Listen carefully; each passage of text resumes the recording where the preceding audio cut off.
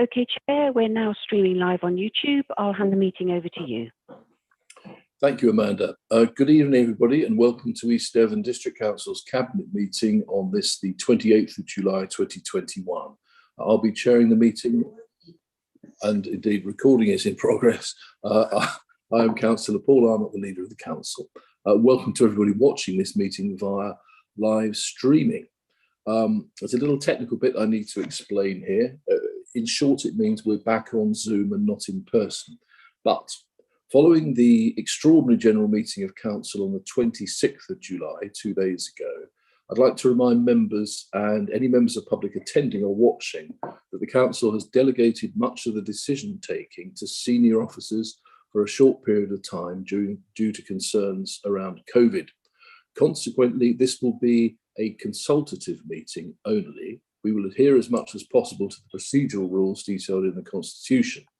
Accordingly, where the meeting would normally have decided a matter, this will now be a recommendation to the senior officer, who then takes that decision having regard to the views expressed when taking that decision.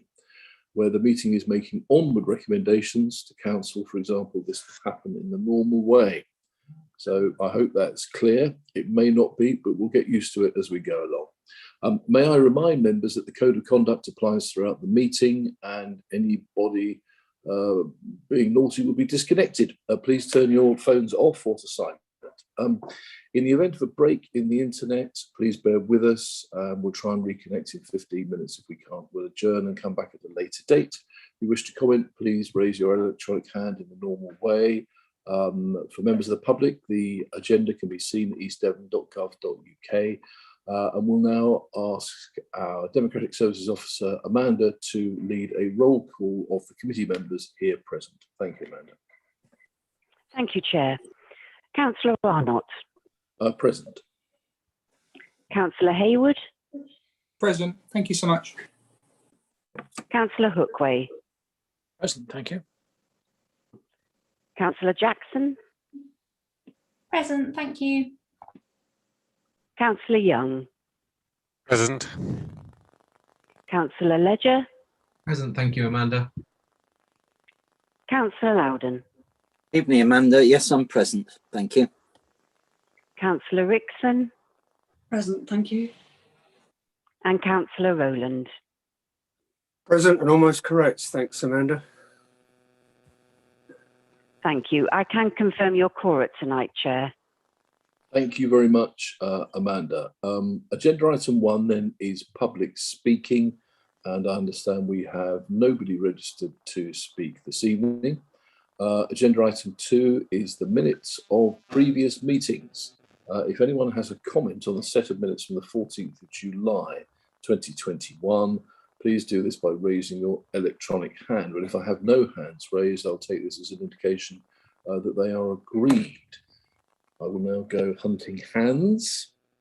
If I may, Chair, to say they won't be agreed, they'll be recommended for approval. Ah, Henry, we are going to have many such moments throughout the rest of the I'm sorry, evening. I'm going to be a pain tonight, I suspect. No, people will talk of this night for years to come. For all the wrong reasons, I suspect. Thank you for pointing that out. In which case, thank you. The minutes of the previous meeting are recommended. There we go. We go now to agenda item 3, coming to Amanda, please, for any apologies for absence. Yes, Chair, I've had one Cabinet apology, and that's from Councillor Armstrong, and other apologies from non-Cabinet members are from Councillor Hartnell and Councillor Hawkins. Thank you. Thank you very much, and thank you to those members for those apologies. We will now do a declarations of interest roll call. That comes back to Amanda again. Thank you. Councillor Arnott. None, thank you. Councillor Hayward. A personal declaration, items 7 through to 10 inclusive, and then 12 personal interest, close family members living in Cranbrook.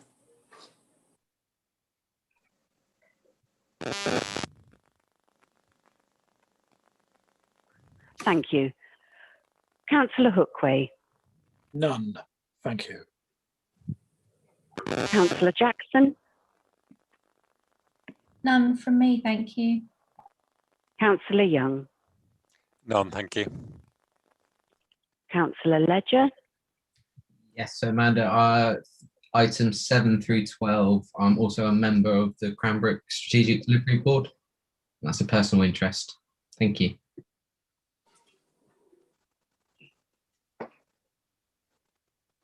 thank you.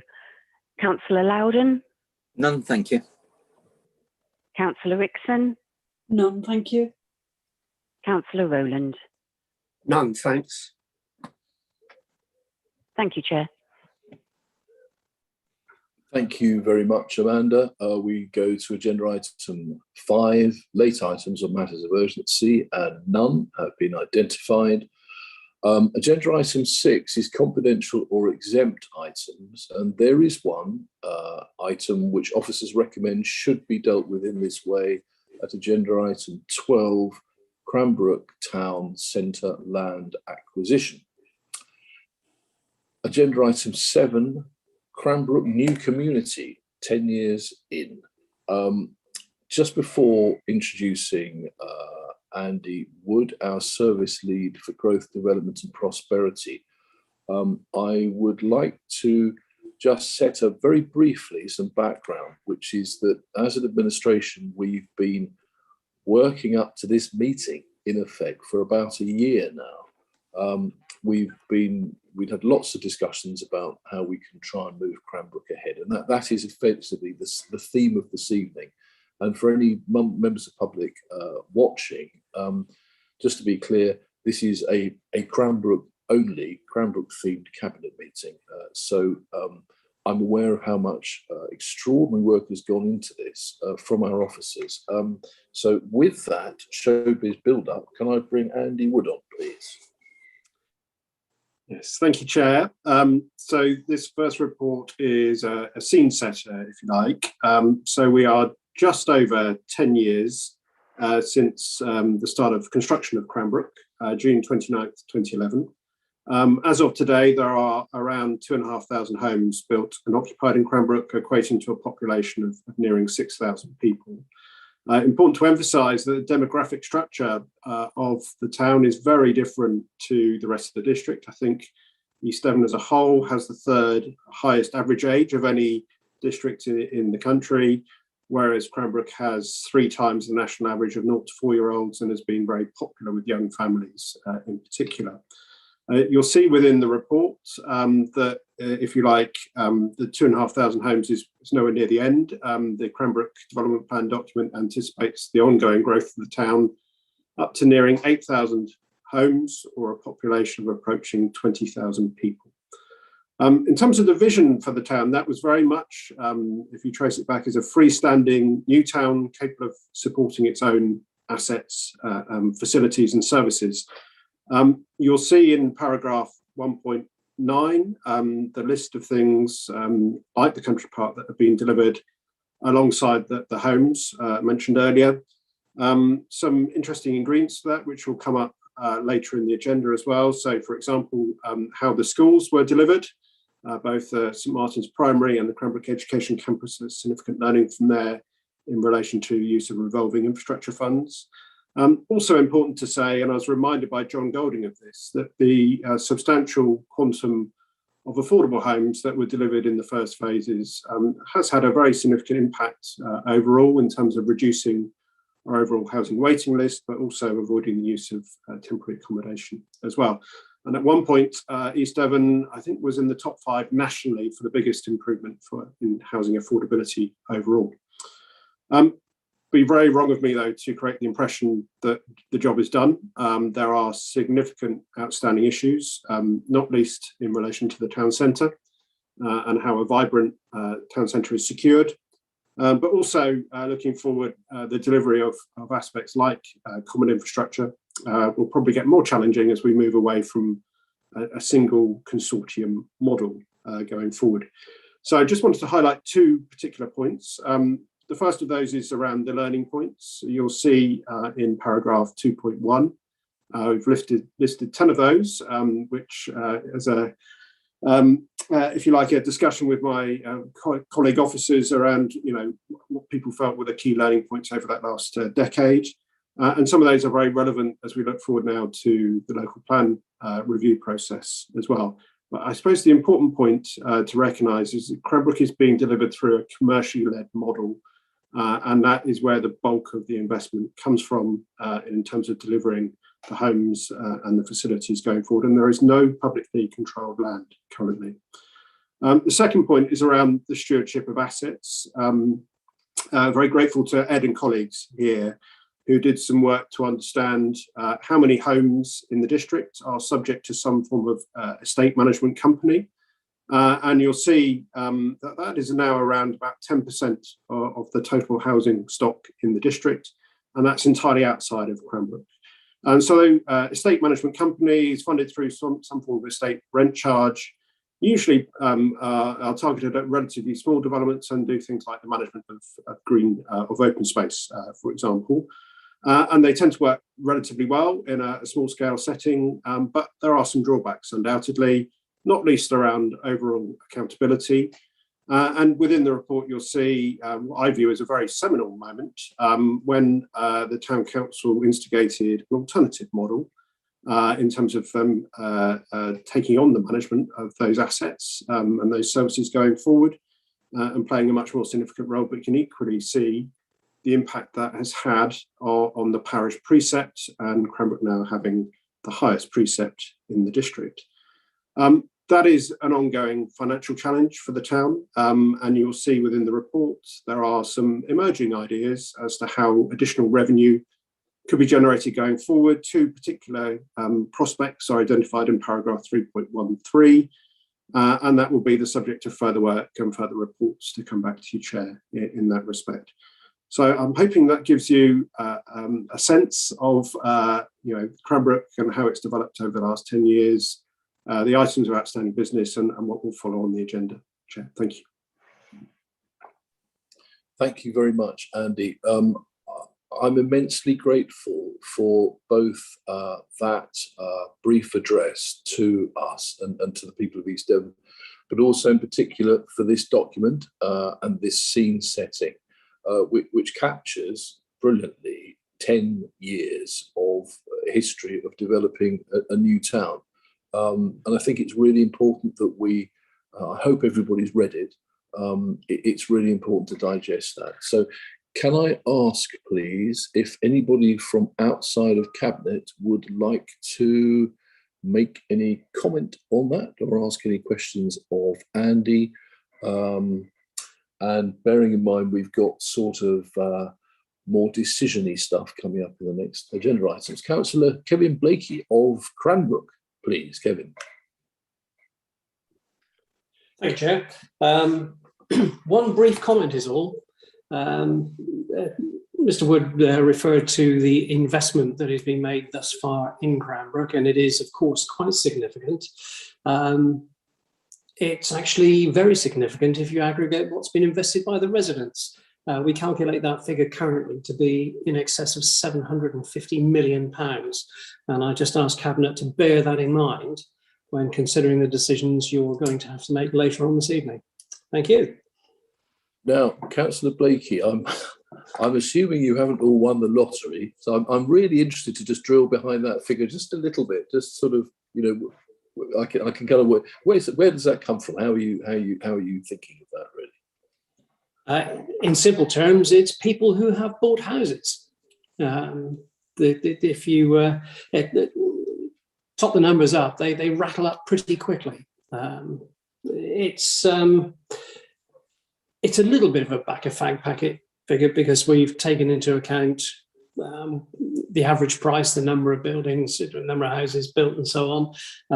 But that is, we think, a conservatively reasonable estimate of the gross sum that people have paid to live here so far, excluding interest, of course. Excluding the interest, you couldn't get that on the back of the fag packet. Too complicated. I'm kind of thinking it's like when people compare populations around the world to it's the size of Wales, and there's that expression, there's that unit of thought, isn't there, the back of the fag packet. I think we're gonna have to find another one. Anyway, thank you for that. Councillor Eileen Wragg, please. Thank you, Chair. I'm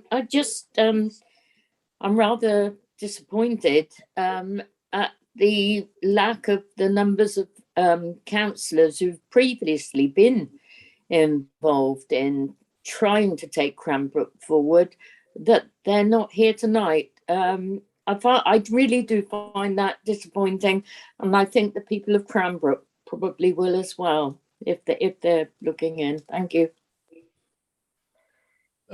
Thank you, Councillor Wragg. If the people of Cranbrook are looking in, I don't know, they can probably work out names by some strange. Anyway, it'll be there on the agenda, won't it, or the minutes, who's here and who isn't. But thank you for that point. Now, coming into Cabinet, please, with Councillor Jack Rowland. Thank you, Leader. I'd like to echo the thanks to Andy Wood, because I found this report's really useful as a scene setter. And as somebody who lived in the embryonic stages of a new town elsewhere in the country, I find some of the issues that are cropping up very familiar, but the difference is that my parents were very fortunate when they moved to a new town to find that a lot of the infrastructure was the first thing that had been put in place, including a town centre and a lot of the community centres that were really needed at that stage because of a new population being established. So I've got a lot of sympathy with what's happening in Cranbrook because of the situation they find themselves in. And I really hope tonight with the decisions that we're going to be considering, or the recommendations rather that we're going to be considering, that we can definitely make some progress on this long-standing subject. Thank you. Thank you very much, Councillor Rowland. Next, please, we come to Councillor John Loudon. Thank you, Chair. In part, I want to echo what Councillor Rowland's just said. I can't, though, give the same background story that he has, but the serious point here for me is that having read this paper and the other two papers that we have tonight, and I'm not going to stray into those, I have to say, I think when you bring it all together, it is incredibly helpful, incredibly informative, and quite timely that we, as elected members, understand the past fully, and we now set sail for the future. And I think that it is important that we are giving Cranbrook a very specific focus tonight. And I think, as you say, it's perhaps quite timely. And I think finally, I would say, yes, it is about time that we got behind the residents in Cranbrook, as we have been, and get finally to grips with pulling together what seemed to be the final strands of delivering their town for them. And as Councillor Blakey said, you know, residents, 6,000 residents have put their heads together, put their hands very deep into their pockets, and we need to support them as we move forward. And I thank the officers for all of the information and the recommendations that have come forward tonight. So thank you, Chair. Thank you, John. We live in a very modern technical age, don't we? So I'm able to say that I've had a contact via the WhatsApp machine from a very notable and much admired councillor who is not present with us on Zoom, but is watching. And he has sent, oh, there you go. So he has sent photographic evidence of that. So I think just picking up on Councillor Eileen's Councillor Ragg's point, some people will be watching but not present. So, so Councillor Jeff Young, please. Thank you, Chair. Just picking up on Councillor Blakey's point. I don't know if he's worked out on a back of a fag packet how much rates Cranbrook contributes each year. Well, let's. I don't think he's got a big enough fag packet for that. He's going to need a cigar box for that one, and let's not put him on the spot unless he knows the answer off the top of his head. I'll take a shake of the head if not. I'm sorry to say I don't know the answer to that one. My calculator hasn't got that many digits. Right. Thank you for that helpful question, Councillor Young. So, Cabinet, now we have got, because of the new normal that we're in, when what we are doing is discussing these things, coming to a firm opinion, which is then taken into account by the most senior officer present, in this case the CEO, when he then makes the decision on this. I have to read a very peculiar wording. Henry, stop me if I get this wrong. So, having received the report and noted the contents, members were accepting of endorsing the principle of adopting an asset endowment stroke profit share approach. Well, hang on a second, that's not this item, is it? Agenda item 7. That sounds completely premature. Let me just have another look at the. Yes, Henry, can I call you in there? Because I think all we're actually doing on agenda item 7 is we're not making a decision. We're just saying thank you for this, aren't we? So, Leader, recommendation 3 is in the report, does talk about endorsing the principle of adopting an asset endowment profit share approach. So I think the wording that you were starting to read out is right. The key is you're not actually making any sort of recommendations. It's to acknowledge what's there, but because of the onward bureaucracy that will be required just simply for noting or in principle agreements, it's just to get an acceptance without actually making a specific recommendation. So hence the wording. So do I need to take any form of kind of show of hands from the Cabinet once I've read this out, or prior to reading this out? How do we do it? Yeah, so I would read it out, and then if anybody's unhappy with it, you could ask them to show dissent. Otherwise, it will just that's what the minute will reflect, but it won't sit with a specific recommendation. Okay, right. Sorry about this. I'm going to start this again. Having received the report and noted the contents, members were accepting of endorsing the principle of adopting an asset endowment / profit share approach to generate additional revenue for the town, to support the delivery of assets and services on an ongoing basis, and noted that other reports would address the matter further. In light of this, members did not feel it necessary to make any specific recommendations. Cabinet, if anybody wishes to dissent from that, please shout or throw a hand up.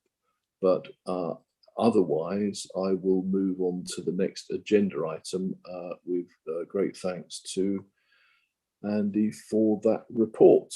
So we do now go on to agenda item 8, and this is Cranbrook Town Centre now. We're now getting right to the nub of it. And here we have a report from Naomi Harnett, the Enterprise Zone Programme Manager. Over to you, please, Naomi. Thank you, Chair. Through the Enterprise Zone programme, we have been able to work with consultants to progress the delivery of various elements of the town centre. This paper provides an overview of the progress made on both Cranbox and the project to develop a proposal for the Health and Wellbeing and Leisure Hub.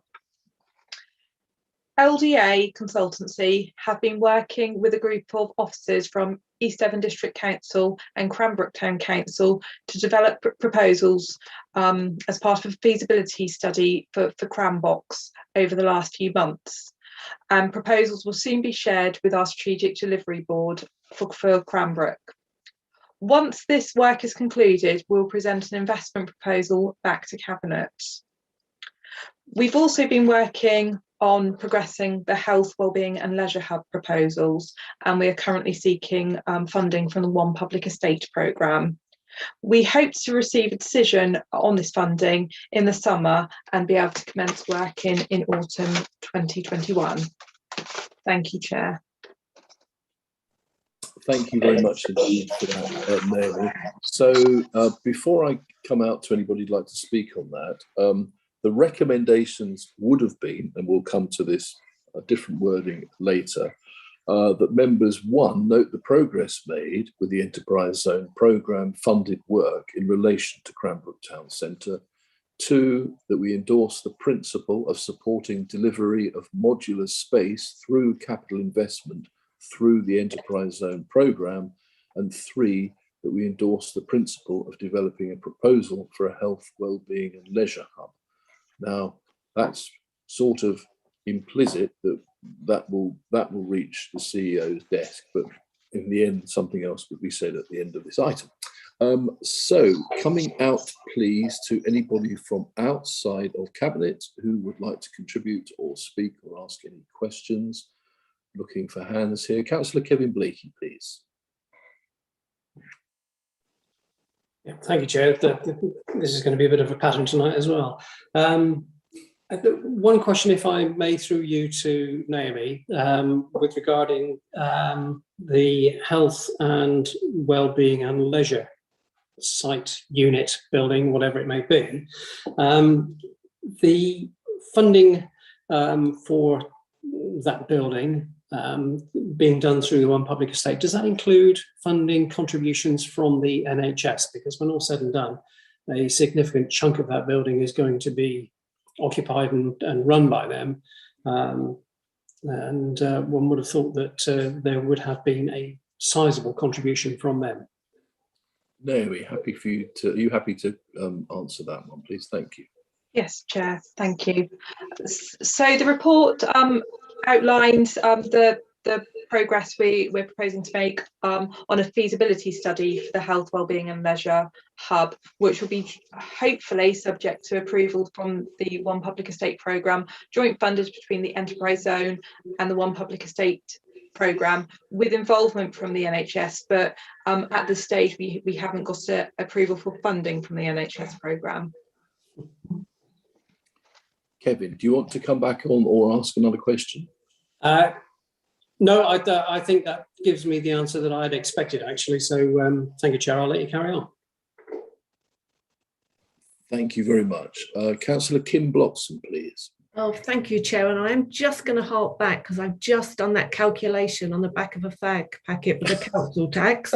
And I believe that in the past year, East Devon will get 350,000 from Cranbrook. So if we multiply that by a few years, that's quite a lot of money coming into East Devon. But thank you for indulging me into allowing that, that figure to come across to you all. Well, thank you. And of course, just to say those figures are indeed fag packet figures, and but very, very interesting to hear anyway. Thank you, Kim. Okay, so coming back inside Cabinet, please, if there's anybody who would wish to speak on this or address this. And if not, I am able then to return to the extraordinary wording that I need to read out, which I'm just going to find. So, nobody? All right. So here's what I'm looking for no dissent on. Having received the report and noted the contents, members were accepting of endorsing the principles of supporting delivery of modular space through capital investment through the Enterprise Zone programme and developing a proposal for a health, wellbeing and leisure hub. Members noted that other reports would address the matter further and therefore did not feel it necessary to make any specific recommendations. Cabinet, are we happy to let that be? We are. Thank you very much indeed. I'm working off 3 laptops here and it isn't enough, frankly, and a phone. Right, we now come to Cranbrook Local Infrastructure Fund, agenda item 9. He's just had a bit of a pit stop, but we're back to Andy Wood now, Service Lead, Growth, Development and Prosperity, perhaps with a little contribution as well, I'm not sure, from Ed Freeman, Service Lead, Planning, Strategy and Development Management. Over to, I have Councillor Paul Hayward. Paul, is that... That's a preemptive hand, Chair, hoping to be called after we have heard the report from officers. Thank you. Thank you. That's very helpful. Okay. Andy or Ed, whoever's ready to go, please. Thank you, Chair. I'm going to lead off and then hand over to, in terms of giving some background, and then hand over to Ed, who's going to pick up on the significance in relation to the Cranbrook Development Plan document and viability overall. So the context is that high upfront infrastructure costs can be potentially a brake, but also potentially a barrier to delivery of large-scale developments. Revolving funds are one of the means of overcoming that barrier. And just to explain the mechanics of how they work in a bit more detail, so they invest up front to accelerate the delivery of something like a school, and I'll come back to an example of that. And then the cost is recouped on a roof tax basis as development proceeds, and that is secured and enshrined within a bespoke legal agreement to secure those funds. From a resident's perspective, they work because it accelerates the delivery of critical infrastructure. And from a developer's perspective, they are a very helpful cash flow tool that also helps to reduce risk as well. So the example I would highlight is that of St Martin's Primary School in phase 1 of Cranbrook. The Section 106 agreement for Cranbrook required the delivery of that school, a 420 place school, by the 500th occupation or in terms of new homes. It was brought forward and opened in September 2012. By the time there are around 30 homes built and occupied in Cranbrook, so substantially in advance of the trigger point in the Section 106. And then it went on very quickly to grow from, I think, a handful of children, somewhere in the region of between 20 and 30, to 420 within the space of 3 or 4 years. It was, I think, at one point the fastest growing school in the country, and has really exemplified the role of schools at the heart of a community as well. So what was potentially a barrier became a real asset for the town. Looking forward, just to say that in total, £32 million of revolving funds have been deployed in Cranbrook to date to bring forward a range of infrastructure, and that's all been secured and repaid. Critically, that has all been through Homes England and its predecessors, but it's pretty clear that that funding source is no longer available. And looking forward, there are distinct challenges, which I'm going to hand over to Ed on in relation to the Cranbrook Development Plan document, and this is a mechanism that can help improve viability. Thank you. Thank you, Andy, very much. Over to you, Ed, please, when you're ready. Thank you, Chair. So hopefully members will be aware of the Cranbrook Plan, which is effectively a local plan for Cranbrook. And it sets out how the expansion areas and the town centre will come forward in a policy framework for development at Cranbrook. It was submitted for examination nearly 2 years ago now and has been held up partly because of the pandemic, but also because of the sticky issue of viability of the development and its ability to deliver the required infrastructure to support it. And as officers, we spend a lot of time over the last 6 to 8 months responding to the concerns that have been raised by the inspector about these issues, which has involved various remodelling of the viability with consultants, and in some cases scaling back some of the infrastructure requirements required from the development in order to address concerns and improve the viability of the developments.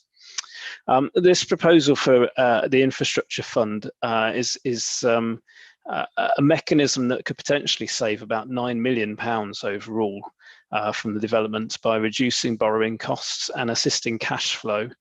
It also has advantages in terms of helping to ensure the timely delivery of infrastructure through forward funding, because there are a number of pieces of infrastructure that need to be delivered very early in the build out of the expansion areas, not least the first primary school to serve the expansion areas, but also we're very keen to see the early delivery of the health and wellbeing and leisure hub and improvements to the London Road, which are also key as this forms a key spine road and access to the expansion areas. So failure to achieve these £9 million of savings is a real risk to the future of the DPD.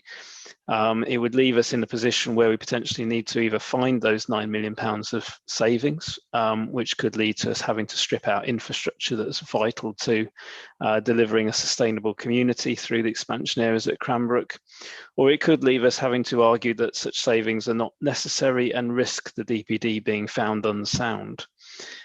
which after about 5 years of work would be very unfortunate and also leave us in a very difficult situation in terms of delivering the expansion areas and dealing with the planning applications that we already have in to be determined for those expansion areas. So I can't really stress how important it is from a planning perspective that we overcome these viability issues. And I think this proposal is a key way in which we can help to do that without prejudicing the delivery of the town and its sustainability, and ensure that infrastructure is delivered in a timely manner. So I would very much recommend the principle of the infrastructure fund to members. Thank you, Chair. Thank you very much, Ed. For members and for members of the public watching, just to indicate what the recommendations, if there had been recommendations, which technically they're not, would have been, which will be borne in mind by our CEO as he moves forward. And the recommendations would have been that members, one, note the significance of revolving infrastructure funds to both the past delivery of infrastructure at Cranbrook and the potential impact in terms of improving viability in relation to the future expansion areas. Two, recommend to Council that there is an in-principle agreement to borrow up to £40 million from the Public Works Loan Board to capitalise the Cranbrook Local Infrastructure Fund. And three, to consider a further report setting out the detailed terms of reference for the fund at a future Cabinet meeting. So can I look for speakers now, please, from outside of Cabinet? And Councillor Jake Bonetta has come in first. Over to you, please. Thank you, Leader.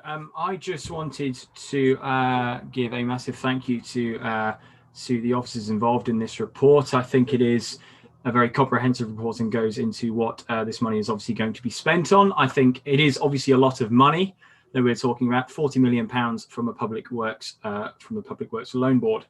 However, at the same time, developing infrastructure in a fledgling town, in a new town, is super important to get right.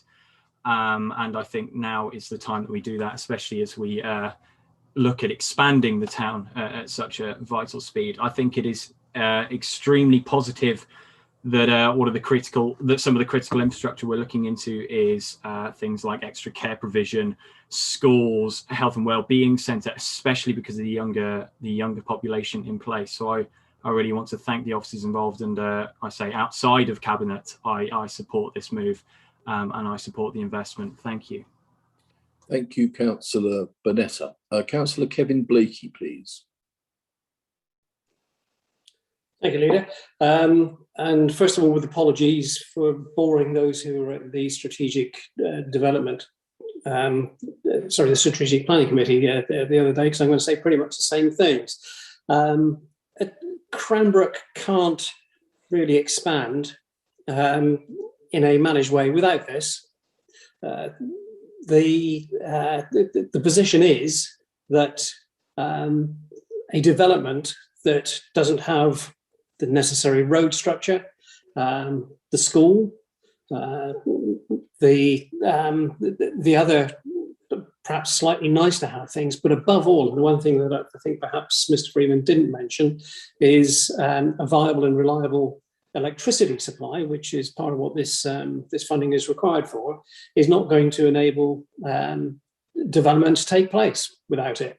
So I think we are in a position where I won't say that we've got no choice, but the choices are unpalatable. And let's not forget that if Cranbrook does not expand into its proposed expansion zones, that will leave East Devon District Council with a real difficulty over the 5-year land supply. And Cranbrook's main function in life, which has been to provide the new housing in the district, will cease to provide that function, and then all hell will break loose, as we know. I dare say that there will be others who are going to talk and support this, but I say keep those things in mind, because the alternatives are almost unthinkable. Thank you.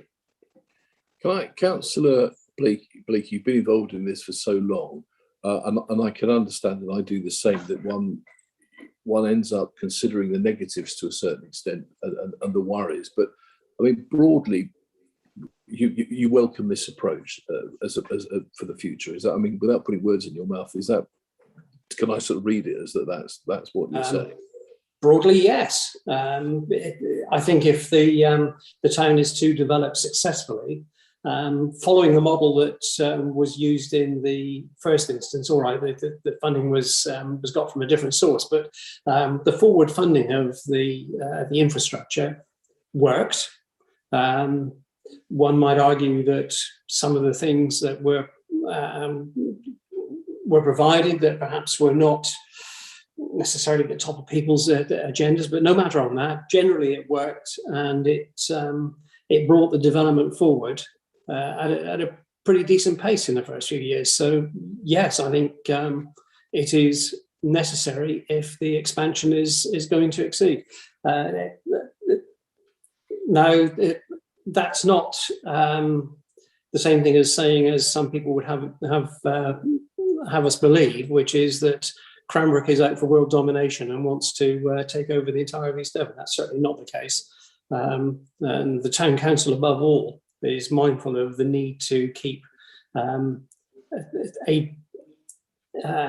degree of separation, an area of separation between itself and the surrounding ancient villages.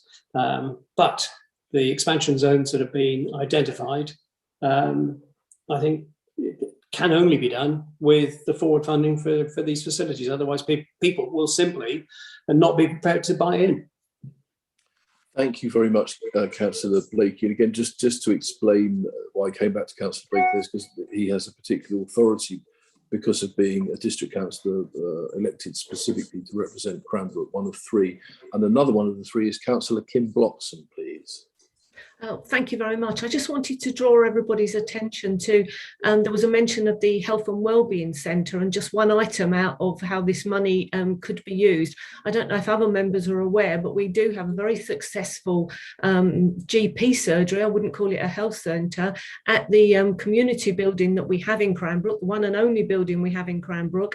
That GP surgery is already at capacity, or very nearing capacity, and he's about to do some extensive extensions to take up more space in the community centre, and he's working with the town council because they won't be able to continue to take on more patients without that extension. But that extension could only last another 3 to 5 years. So it is important, as the town grows with the expansion areas, that Health and Wellbeing Centre is included. So therefore, I think, and as my colleague Councillor Blakey has said, it worked the first time round. Okay, the money come from a different source, that's not available, and we have to look at a different way to do it. But the focus of it to have a fund to draw on for the infrastructure up front is important. Thank you. Thank you, Councillor Bloxham. Can I ask the same question, which is, would you, if you were sitting in cabinet, would you be voting for this? Do you broadly welcome it as a way ahead? I do, because I think at the moment, with the way things are, it's probably I wouldn't like to think of the alternative if we didn't do that. Lovely, thank you very much. Those were the two most superbly caveated welcomes I've ever come across in my life, which I completely understand. But thank you so much for those contributions, and for allowing us to, me and others, to attend some of your Cranbrook meetings to get an understanding of this. It is so complex. So, okay, that's everybody from outside cabinet. So coming in now, please, to Councillor Paul Hayward. Thank you, Chair. So a couple of things I'm going to mention, if I may. Coming back to something that Councillor Rowland mentioned earlier about what you deliver first when you build a new town. Growing up, I lived in an estate in Slough, which was built to accommodate residents after the war, Second World War, who'd been bombed out. They were moved out of London, out of the East End, into the north part of Slough. And that estate, called Britwell, was built by the City of London Development Corporation.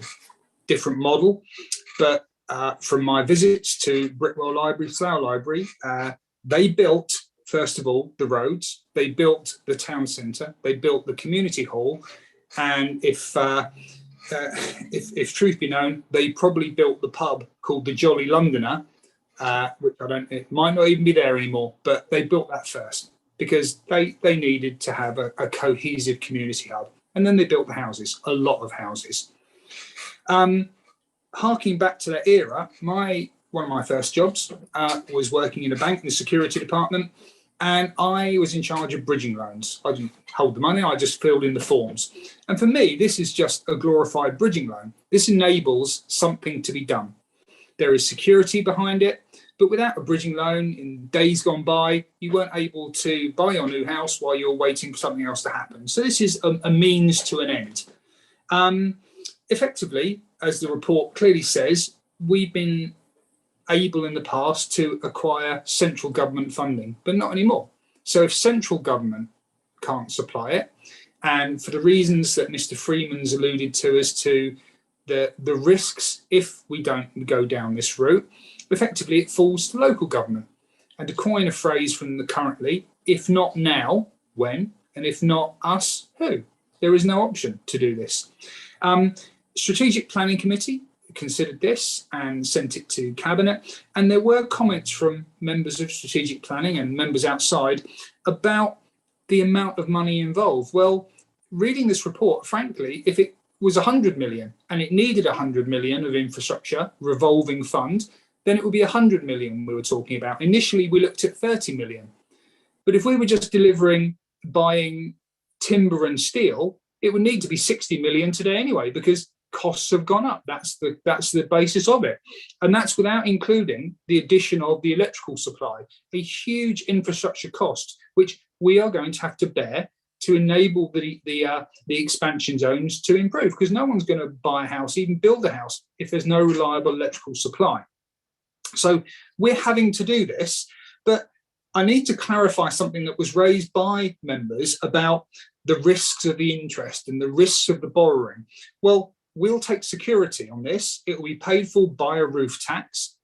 And effectively, and I just want to reassure members and anyone watching, we are not going to go to the Bank of Central Government and walk out of there with a canvas sack with 40 million quid in it and salt it away under Simon Davies' mattress. That's not the way this works. This is a fund we can draw upon. It may be in the first year we draw down 1 million. We might draw down 10 million. We don't know. It will be depending on the infrastructure that's required. And we will pay interest commensurate with that borrowing. But conversely, we'll get the interest back. We'll get the capital back to reinvest. It's a cyclical fund. So I think really this is a sensible way forward.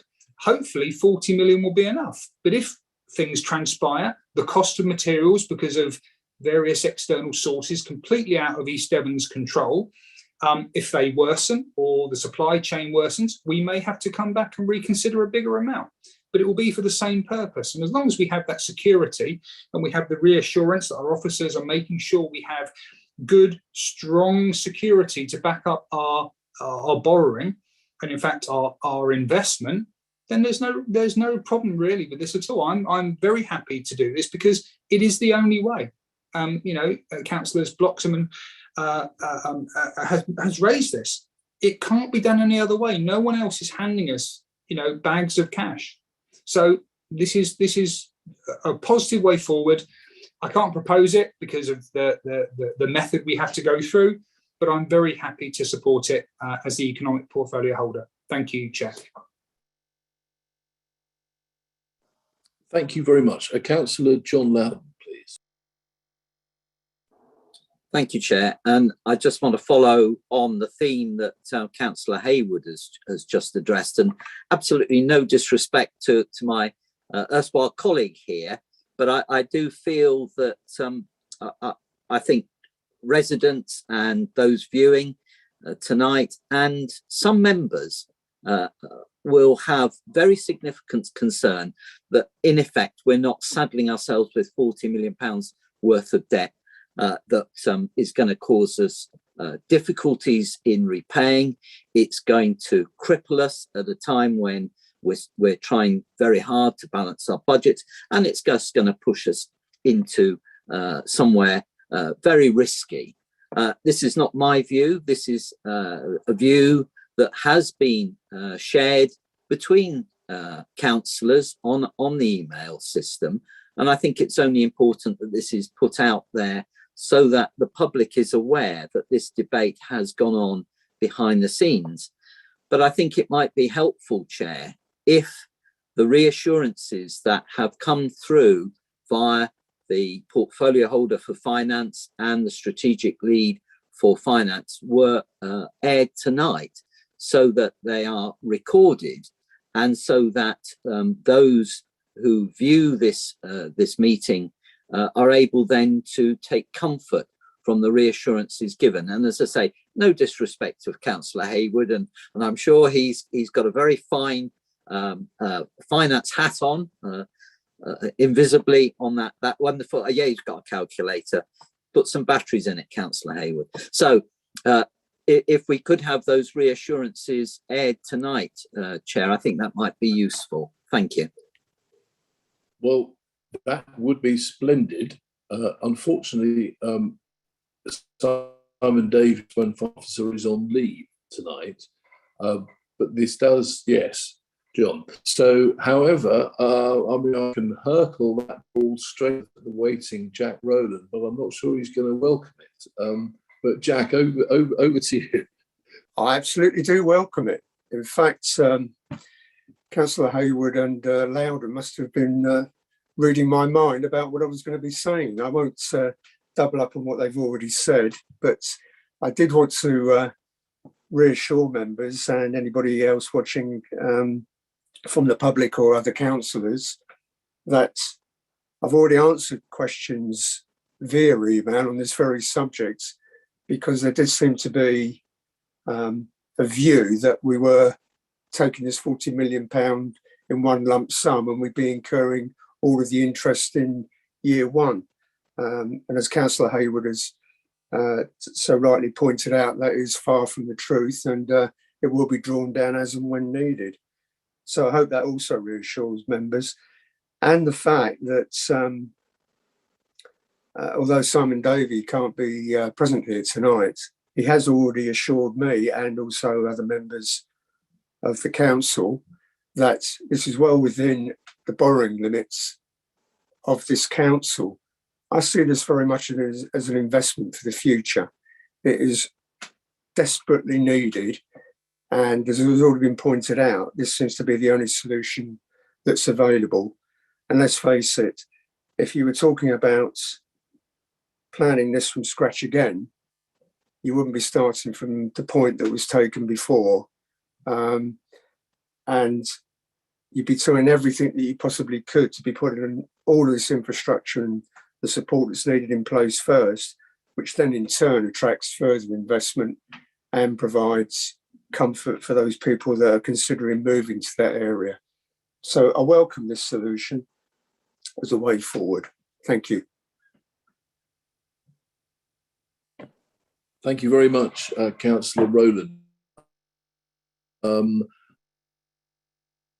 Can I ask Councillor Hayward to stand by? I'm having a bit of an internet trouble. Dan Ledger, please. Dan Ledger, please. Thank you, Chair. Sorry about that. I don't really want to go over much more. It's pretty much been done to death.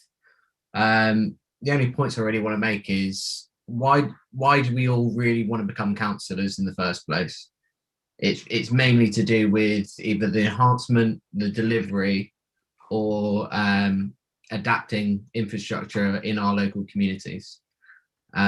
This fund is exactly, it does exactly that. It's a way of forward delivery of critical infrastructure to an emerging town in our district, and I can't applaud the officers enough for what Simon Davies said was innovative accounting. So fully support it, and thank you very much. Thank you very much, Councillor Ledger. Can I come finally, please, to Councillor Jeff Young? Thank you, Chair. Yeah, Cranbrook is so important. We have got to make it a success. It's important to the residents of Cranbrook. It's And it's also important to East Devon, and it's also important to Devon and the Southwest. We have got to make it work. The proposal ticks loads of boxes. It's going to save us millions of pounds doing it this way, and it makes the plan sound. Without it, Cranbrook won't be a success. With it, it will be a success. So I fully support it. Thank you. Thank you very much, Councillor Young. Councillor Nick Hookway, please.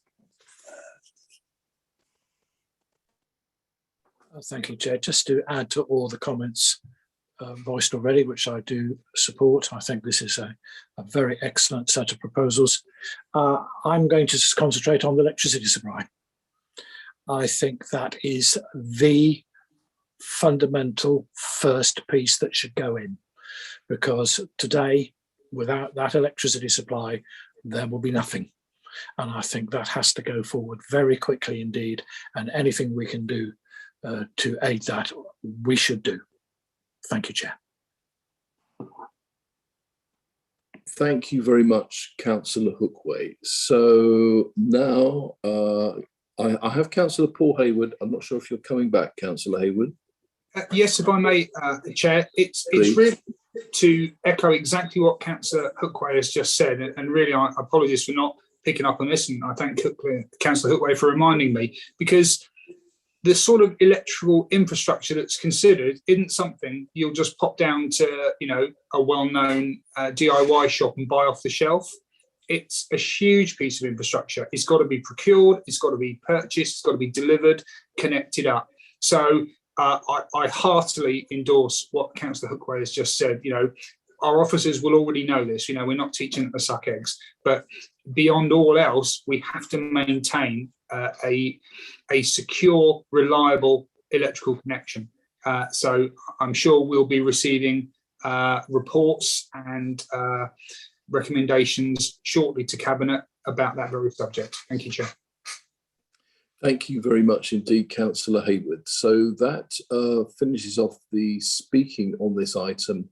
So I now have to come to the wording, and the wording which I ask Cabinet to throw their hands up in despair if they don't agree, or if not, we're happy that this goes to the CEO. The wording is this: having received the report and noted the contents, together with the fact a further report would detail the terms of reference for the fund, Cabinet recommend that there is an in-principle agreement to borrow up to £40 million from the Public Works Loan Board to capitalise the Cranbrook Local Infrastructure Fund. Cabinet, are we all happy with that? It looks as if we are, so thank you very much indeed. Thank you again, Andy, for that, and for Ed. That was a very fine piece of tag team wrestling, very informative. Thank you, both of you. And we now go on to agenda item 10, the appointment of a financial advisor to support the delivery of zero carbon development in the West End. And here we take another report from Naomi Harnett, Enterprise Zone Programme Manager. Thank you, Naomi. Thank you, Chair. So the paper sets out the request for an exemption to standing orders. Council have accepted the grant in relation to the Heat Network Investment Programme, and Cabinet approval is now sought for an exemption from standing orders to appoint Global City Futures as financial advisors for this district heating project. We have a limited time frame to progress the project, as reported to Cabinet in May, and we need to form a project team in the next month, so that's during August, in order to stay on schedule. Global City Futures have appropriate experience and capacity to undertake the work, and will provide good value for money. And the funding for this work will all be met from grant funding. Thank you, Chair. Thank you very much, Naomi. Can I just ask Democratic Services, I've got a message here from Councillor Bickley, who I think is in the waiting room, but possibly on the telephone. So if somebody could have a look at that, I'd be very grateful. Thank you. Okay, right. So let us come, please, for any questions or comments from outside of Cabinet. Yellow hands, please. Blue hands, whatever they now are. No? Okay, so coming back inside Cabinet, would anybody like to pass on any comments on that at all? Or ask any questions of Naomi? Councillor Paul Hayward, please. Thank you, Chair. It's really just to reassure anyone watching, and of course members know all about standing orders, that they're there for a reason. They're there to protect our constitution, to establish a way forwards. But as the report shows, occasionally there is a need to suspend standing orders, or rather seek an exemption on financial grounds, on judicious grounds, just to be efficient. And so really, I just wish to, I think this is necessary. Members, there has been communication backwards and forwards, seeking reassurance, and that's the proper way forward. But really, I mean, I can't, propose it, second it, but I'm happy myself, and I hope other members of Cabinet are, that this is the way forward to enable this to progress, because we've put green initiatives and climate change at the very heart of everything this Cabinet does, this Council does. And so to delay this, and Naomi has just outlined what would happen if this isn't taken forwards, it just delays the process even further. So on this occasion, I personally am very happy to seek that exemption. Thank you, Chair. Okay, thank you, Councillor Hayward. Coming back out of Cabinet, please, to Councillor Steve Gazzard. Thank you very much, Chair. I'm sorry, I was a bit slow trying to get my hand up. A question to Naomi. It might seem a naive question, but in 1.5 and 1.6, it says that it was, £800 a day and £2,000 per day. And I know you said you're going to get that from grants, but how much in total do you think the grant will be that you have to claim for to get this through? Thank you. Naomi, do you have your fact packet or calculator with you?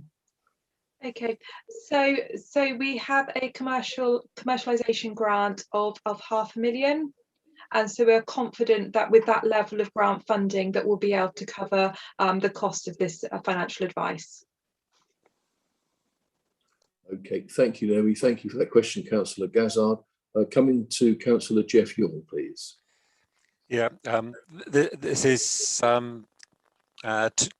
the aim of this project is to reduce the dependence of gas on Cranbrook and to go more green. And I've been working with officers on this for some time now, and we've got to get this one over the line ASAP. Thank you.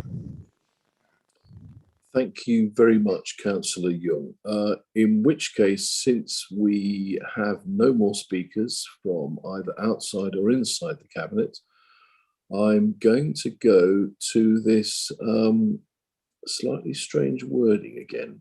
So there isn't one for this one, Chair, because this one is one that Cabinet can recommend to approve in the normal way.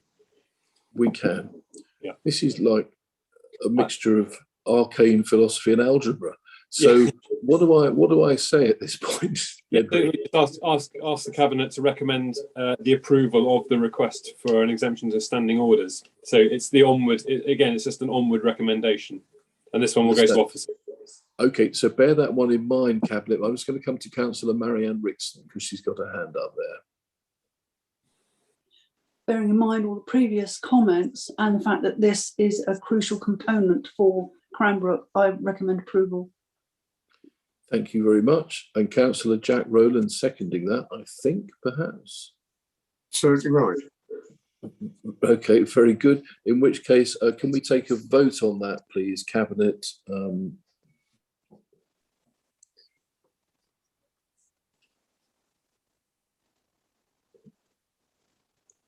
I think, how are we doing, Amanda or Debbie? Are we all green ticked?